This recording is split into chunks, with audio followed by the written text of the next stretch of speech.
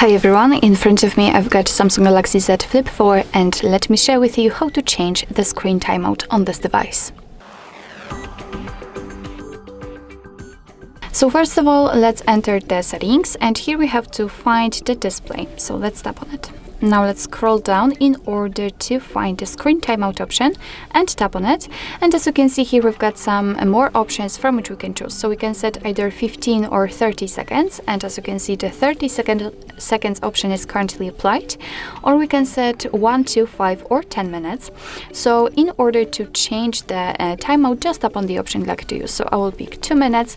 As you can see, it is immediately marked. And after getting back, it is also notified right here, which means that from now on, after 2 minutes of inactivity, this device will black out. So actually that's all. This is how to change the screen timeout in your Samsung Galaxy Z Flip4.